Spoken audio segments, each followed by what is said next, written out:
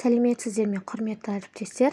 Мектепке дейінгі педагогика және психология бойынша екінші бөлім. Бірінші сұрақ. Мектепке дейінгі ұйымдарда балалар еңбегін ұйымдастыру нысандары. Дұрыс жауабы тапсырма беру, кезекшілік, ұжымдық еңбек. Екінші. Отбасымен жүргізілетін жұмыстың шарттары. Дұрыс жауабы жұмысты мақсатты, жоспарлы, жүйелі түрде жүргізу. 3. Педагог сөзінің алғаш пайда болуы. Дұрыс жауабы ежелгі Грецияда. 4-ші сұрақ. Ой еңбегі адам үшін ең қиыны деп айтқан. Дұрыс жауабы Ушинский. 5-ші.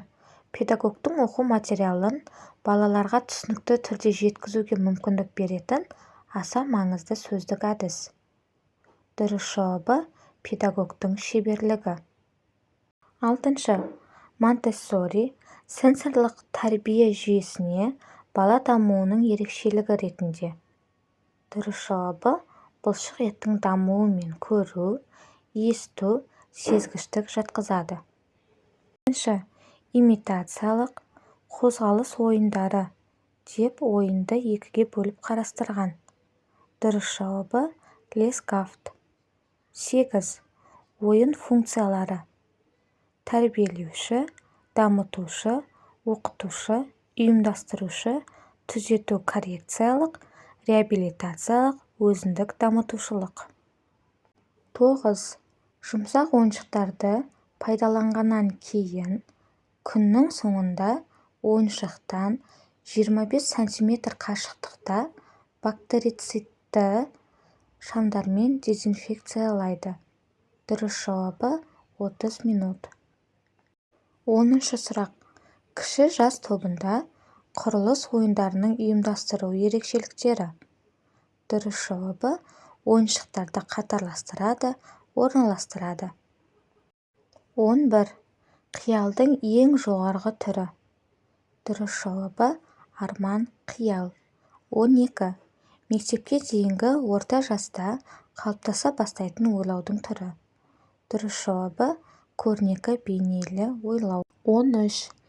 Гендер ұғымын ғылыми негізде қарастырған. Дұрыс жауабы Игорь Кон. 14. Тұлға дамуының негізгі факторлары. Дұрыс жауабы тәрбие, қоршаған орта, тұқым қуалаушылық, жеке іс-әрекет.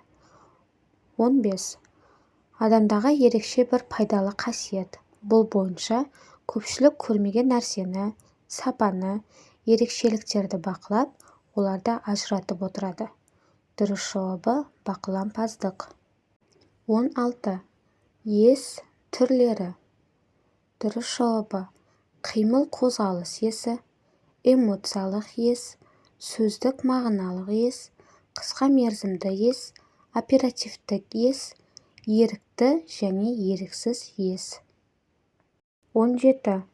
Аперцепция түрлері. Дұрыс жауабы тұрақты және уақытша. 18. Баланың қоршаған ортаны қарастыруға бағытталған ең басты анализаторлары мен оның ерекшелігі. Дұрыс жауабы түйсік пен қабылдау. 19.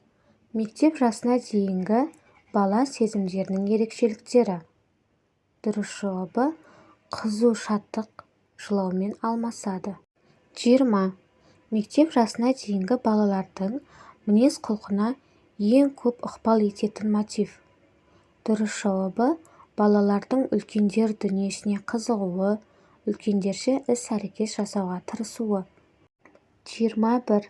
Еріктің анықтамасы. Дұрыс жауабы ойланып істелетін, алға мақсат қоюды қажет ететін, түрлі кедергілерді жеңе білуден көрінетін қимыл қозғалыстар. Құрметті әріптестер, мектепке дейінгі педагогика және психология бойынша екінші бөлім аяқталды.